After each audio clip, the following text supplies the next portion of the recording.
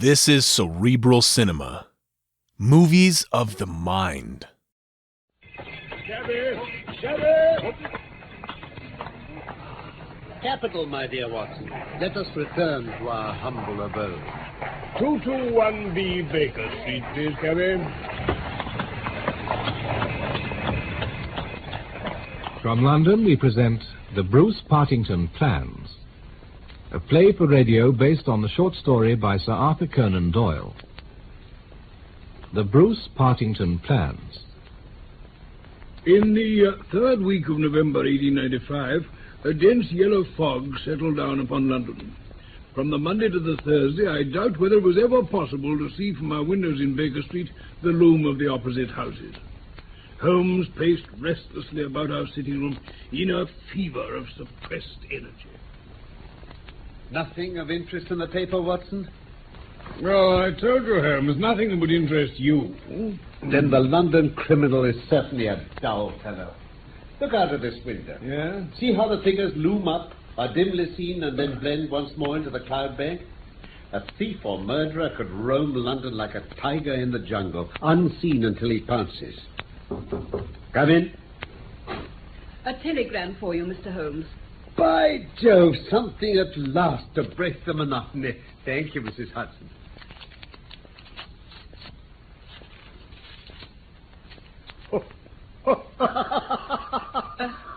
Will there be any answer, sir? No, there won't be a reply. Thank you, sir. Listen to this, Watson. Must see you over Cadogan West. Coming at once, Mycroft. Your brother? Well, why not? Why not? Seeing Mycroft here will be tantamount to meeting a tram car in a country lane. He has his rails and he runs on them. This is well off his track. You've met him, of course. Oh, it's only once. That affair of the Greek interpreter, something under government, isn't he? Occasionally he is the British government. Mycroft draws $450 a year, remains a subordinate, has no ambitions of any kind, will receive neither honor nor title, but remains the most indispensable man in the country. Again and again, his word has decided the national policy. I see. But he mentions a Cadogan West. Now, who would... wait a minute, Holmes. That's the young man found dead on the Underground on Tuesday morning. Come in. Yes, Mrs. Hudson? Mr. Mycroft Holmes and Inspector Lestrade, sir. Oh, come in. Come in, Mycroft. Thank you. And you, Lestrade. Thank you, Mr. Holmes. You remember my friend Watson, Mycroft? Of course. Good morning, Doctor. Delighted, Mr. Holmes. How are you, Inspector? Morning, Doctor. An unexpected pleasure, Mycroft. Oh, take a chair, do. Thank you, Sherlock. I may say I'm not here by choice. I have an extreme dislike of altering my habits, but the powers that be would take no denial. I've never seen a Prime Minister so upset. And as to the Admiralty, have you read the case, Sherlock? Cadogan West? Yes, such as there was to read. Newspapers barely scratch the surface. Now listen carefully. The man's name was Arthur Cadogan West. He was 27, unmarried, and a clerk at Woolwich Arsenal. Now do be quiet, Sherlock. West was last seen on Monday night by his fiancée, Miss Violet Westbury. He left her abruptly in the fog at 7:30 that evening. There had been no quarrel between them, and she can give no motives for his action. The next thing heard of him was when his dead body was discovered just outside Aldgate Station on the Underground system. But all this was in the newspaper. Yes, but what has fortunately not emerged is that the wretched youth had in his pocket the plans of the Bruce Partington submarine. The devil he had. Yes, its importance can hardly be exaggerated. The plans have been kept in an elaborate safe in a confidential office adjoining the arsenal. The office has burglar-proof doors and windows, and under no conceivable circumstances were the plans to be taken from it. Really? But if they were found in the dead man's pocket, surely that means you've recovered them. 10 documents are known to be missing from Woolwich. Cadogan West was carrying only 7 when he was found. The 3 most essential are gone, stolen, vanished. I've jotted down 1 or 2 facts for you. The official guardian of the papers is Sir James Walter, a man whose patriotism is beyond suspicion. He left the Arsenal at 3 o'clock on Monday afternoon and was at the house of Admiral Sinclair in London that whole evening. The papers were in the safe when Sir James locked it before leaving, and the key was never subsequently out of his possession. Has anyone else a key? Only one. The senior clerk and draftsman, Sidney Johnson. According to his own account, corroborated only by his wife, he was at home the whole of Monday evening, and his key never left his watch chain. And the dead man, Cadogan West? 10 years in the service, and a good worker. His duties brought him into daily contact with the plans. No one else had the handling of them, except Sidney Johnson, who locked them up at night. Well, then surely it must have been West himself who took them. At least so much unexplained, Dr. Watson. In the first place, why did he take them? Well, they must be valuable. He was taking them to London to sell. But he was carrying them back to Woolwich when he met his death. Well, then he'd taken them to be copied by someone so they'd never be missed next day. Admirable deduction. But allow me to point out that Aldgate, where the body was found, is considerably past London Bridge, which would have been his route to Woolwich. Perhaps he got arguing with someone else in the compartment and got carried past London Bridge. They had a fight and the other chucked him out on the line. Well, suppose for argument's sake that young West had carried these papers to London to show to a foreign agent. He would have made an appointment with this agent and kept his evening clear. Yet I understand he was with his fiancée and then left her suddenly in the fog. That's quite so, Mr. Holmes. They were on their way to the Woolwich Theatre. Well, Mycroft, your traitor is dead, and the plans of the Bruce Partington submarine are presumably on the continent by now. What is there for us to do? To act, Sherlock, to act. Very well. Come, Watson. And you'll come with us to Aldgate Station too, Lestrade? Oh, pleasure, Mr. Holmes. I suppose, Mycroft, No, the Prime Minister. No. I was forgetting. Very well. I shall let you have a report before evening, but I warn you not to expect too much.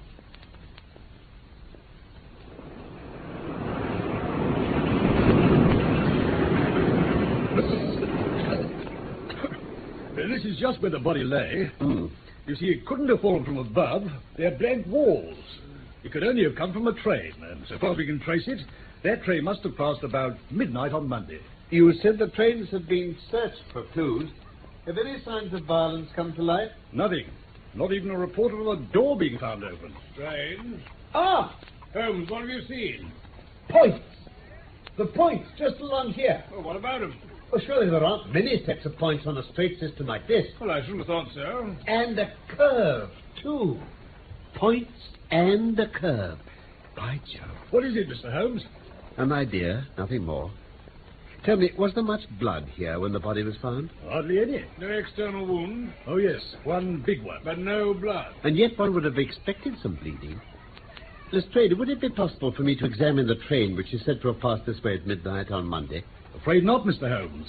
We gave permission for the train to be broken up and the carriages put back into service separately.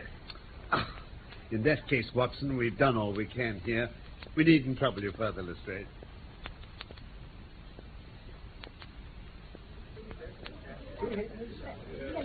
See some light in the darkness, but it may possibly flicker out. Meanwhile, please send, to await my return to Baker Street, a complete list of all foreign spies or international agents known to be in England with full addresses S.H. There, Watson. That'll do. Mycroft should get it within the hour. Are we going back to Baker Street now? No, to Woolwich. I have hold of one idea which may lead us far. The man met his death elsewhere, and his body was on the roof of a carriage. On the roof? Is it a coincidence that the body is found at the very point where the train pitches and sways as it comes round on the points? Isn't that the place where an object on the roof might be expected to fall off? By Jove, it's an idea. And you think he was killed elsewhere because there was no blood beside the line? Both facts are suggested in themselves. Together they have a cumulative force. But Holmes, doesn't all this make the whole business more of a mystery? Perhaps. But come along. We must hand this telegram in and make our way to Woolwich. We have quite a little round of afternoon calls to make, and I think Sir James Walter claims our first attention.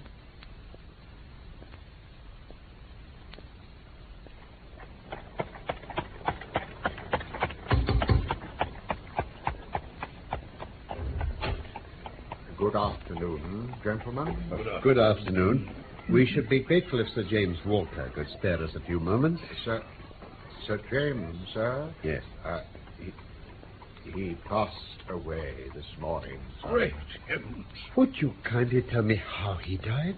Perhaps you would care to step in, sir, and see his brother, Colonel Valentine Walter. Yes, Yes, we had best do so. It was this horrible scandal, Mr. Holmes. My brother was a man of very sensitive honor. He could not survive such an affair. He was also proud of his department, and this was a crushing blow. It broke his heart. I quite understand, Colonel. We had hoped that he might have been able to tell us something which would have helped to clear the matter up. I assure you it was as much a mystery to him as it is to all of us. Can you throw any new light on this affair yourself, Colonel? I only know what I've read or heard. My brother had no doubt that Cadogan West was guilty, and neither have I. And now, gentlemen, I have no desire to be discourteous, but you will appreciate that I have many matters to attend to.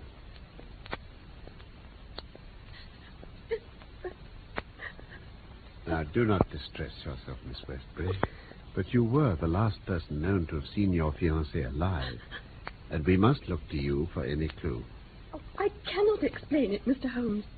I haven't shut an eye since the tragedy, thinking night and day what the true meaning of it can be. Why, Arthur was the most single-minded, chivalrous, patriotic man on earth. Was he, in need of money? Oh, not at all, Doctor. His salary was ample.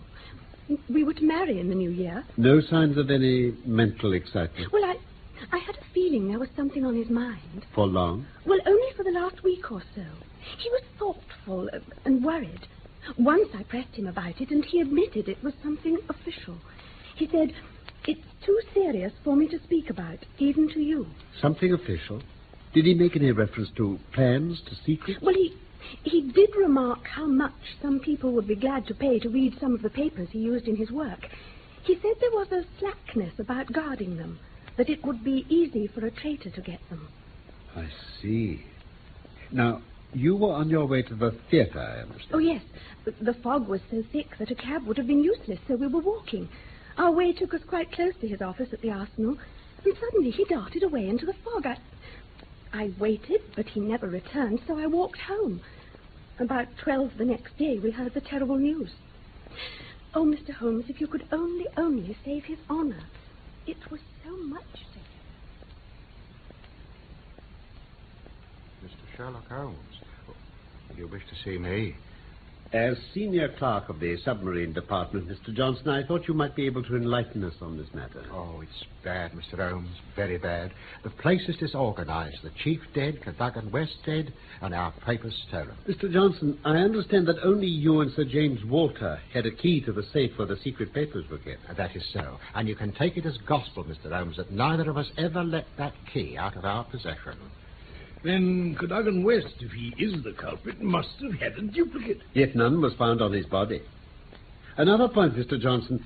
If a clerk in this office desired to sell the plans, wouldn't it be simpler to copy them here rather than remove the original? Well, it would take considerable technical knowledge to copy the plans properly. But I suppose Sir James or West or you all had that knowledge. Now, don't try to bring me into it, Mr. Holmes. The plans were found on West. It's a rum thing, isn't it, that he should take the originals when he could have made copies?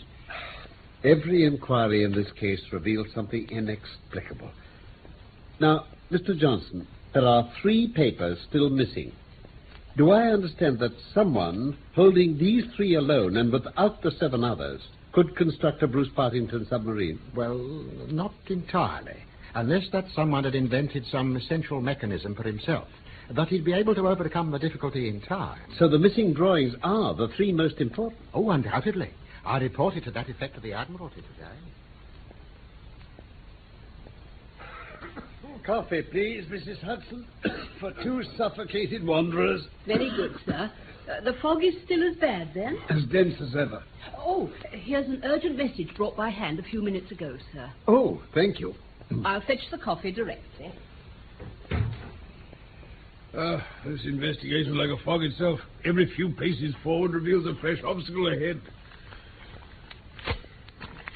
What do you got there, Holmes?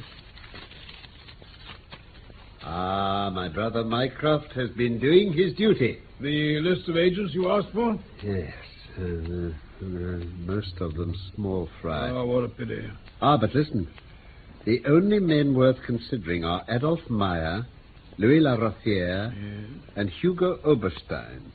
The latter lives at 13 Caulfield Gardens, Kensington, and is known to have been in town on Monday, though he is now reported as having left.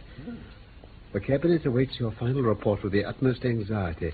The whole force of the state is at your back if you should need it. I'm afraid that all the Queen's horses and all the Queen's men can avail little in this matter. But wait! What is it? Things are turning a little in our direction at last. Watson, I do honestly believe we're going to pull it off after all. Well, I don't pretend to follow you, Holmes. I'm going out now. But why... Oh, no, it's only a reconnaissance. I shan't do anything serious without my trusted comrade and biographer at my elbow. Thank you. Now, stay here, and the odds are that you'll see me again in an hour or two. If time hangs heavy, get foolscap and pen and begin your narrative of how we saved the state. All that long November evening I waited, filled with impatience for his return. At last, shortly after 9 o'clock, there arrived a messenger with a note which said, "Am dining at Goldini's restaurant, Gloucester Road. Please come at once and join me there. Bring with you a jemmy, a dark lantern, a chisel, and a revolver. H.H."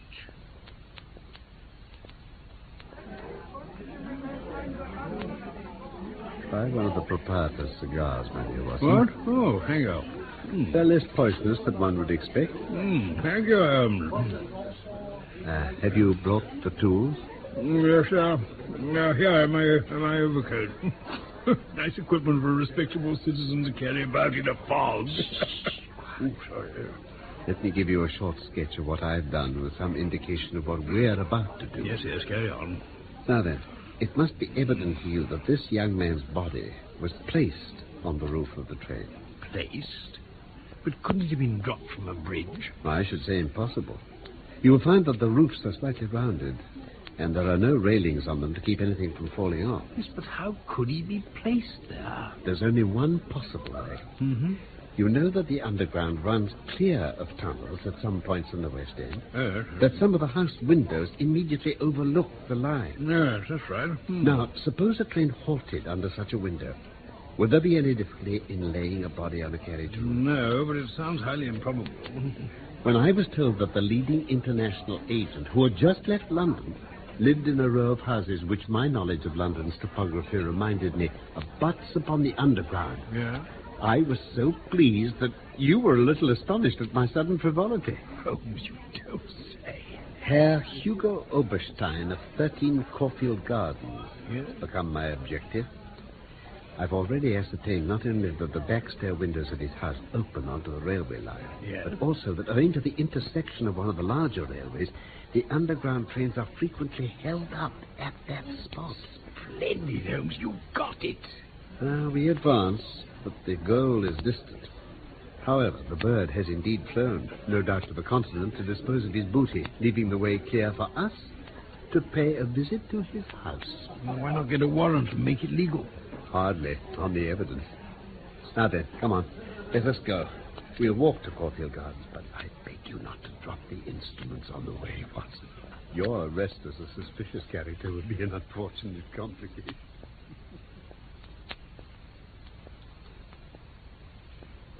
Well, he didn't leave a servant here in his house. Here we are, Watson. This is the window. Yes.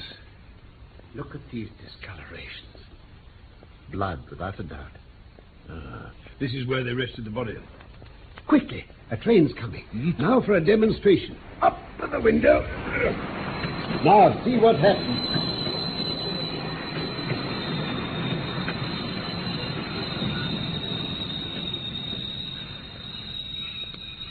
Look, Watson. The carriage roofs are not 4 feet below us. What do you think of it? It's a masterpiece. You've never risen to greater height, Holmes. Oh, I cannot agree. From the moment I conceived the idea of the body being on the roof, all the rest was inevitable. Oh, you can say so. But we must get on. A search of every private paper we can find might turn up something to help us. No, the cunning dog has covered his tracks, Watson. He's left nothing to incriminate him. Holmes? What is it? Take a look at these, will you? What have you got there? Oh, clippings from a newspaper agony column. Yes. Daily Telegraph, judging by the print of the paper. Hoped to hear sooner. Terms agreed to. Write fully to address given on card. Pierrot. Matter presses. Must withdraw offer unless contract completed. Make appointment by letter. Pierrot. And this one says Monday night after 9, 2 taps. Payment in hard cash when goods delivered. Pierrot. Monday night, Holmes. Monday night, the night of the murder. With scarcely a doubt, Watson. These clippings are very recent, and that one appears to be the last of the sequence. Pierrot, eh? Oberstein's pseudonym for this business, I don't doubt. Oh, if only we could find who the messages are for, Holmes. Well, perhaps it won't be so difficult after all. I think we might drive round to the offices of the Daily Telegraph on our way home, and thus bring a good day's work to a conclusion. Go home, Mr. Holmes. It's all right for you breaking into people's houses while they're away.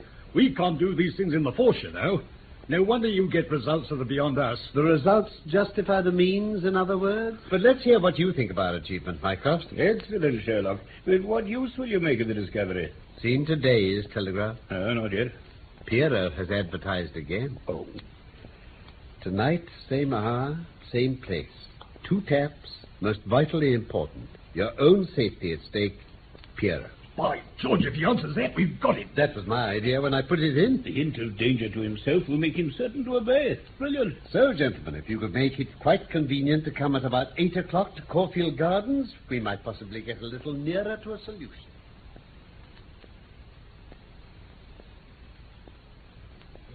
Just as well Overstein didn't really decide to come back. We shouldn't have been able to make so free with his house. Keep your voice down, Watson. Yes. Any minute may bring our man. You've been saying that for 3 hours, Mr. Holmes. Something tells me your little scheme's fizzled out. Not at all, Lestrade. I put same hour in the message, but that hour could be anything between 8 and midnight. Well, it's gone 11 now. Shh. There's someone outside the door. I can see his shadow on the glass. All still. Here he comes. Let him in, Watson. Keep in the shadow and say nothing. Very well.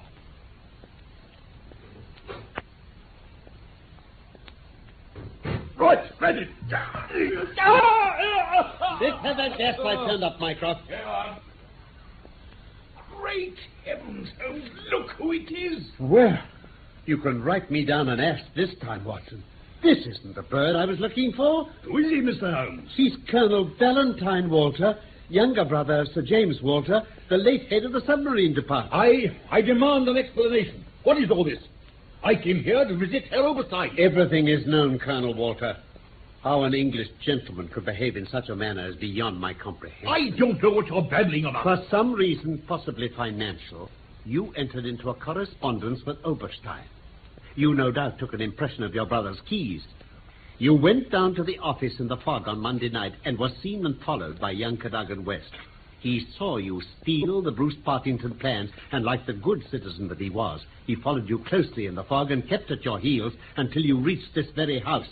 Here, he intervened. And then it was, Colonel Walter, that to treason you added the more terrible crime of murder. No, I didn't.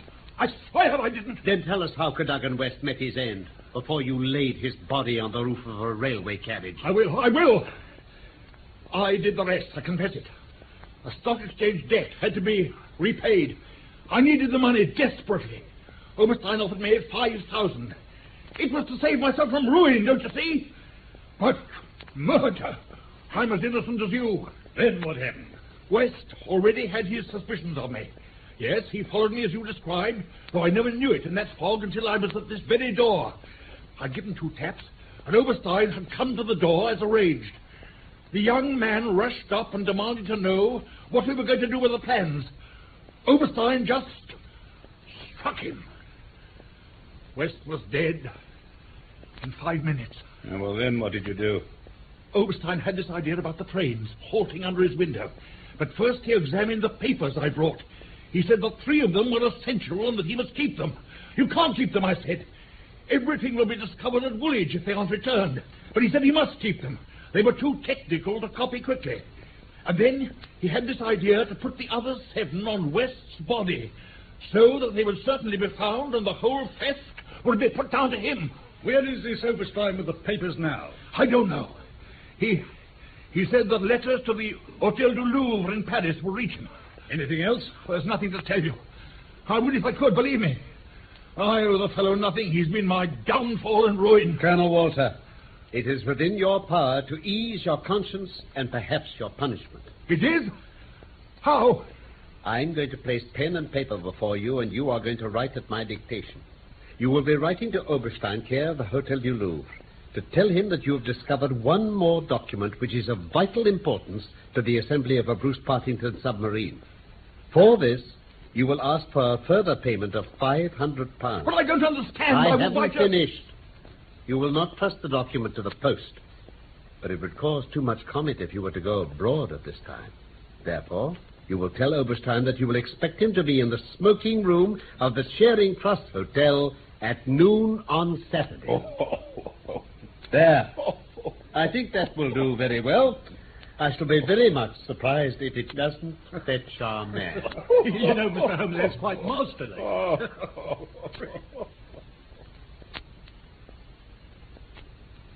It is a matter of history that Oberstein did come. Eager to complete the coup of a lifetime, he fell into the trap and was safely engulfed for 15 years in a British prison. In his trunk were found the invaluable Bruce Partington plans. Some weeks afterwards, I learned that Holmes had spent a day at Windsor, whence he returned with a remarkably fine emerald type-in.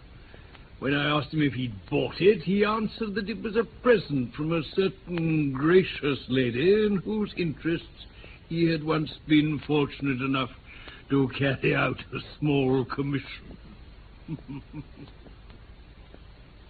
That was The Bruce Partington Plans by Michael Hardwick, based on the short story by Sir Arthur Conan Doyle. Sherlock Holmes was played by Carlton Hobbs, and Dr. Watson by Norman Shelley. Production for the BBC was by Graham Gould. Cerebral Cinema hopes you have enjoyed this movie of the mind.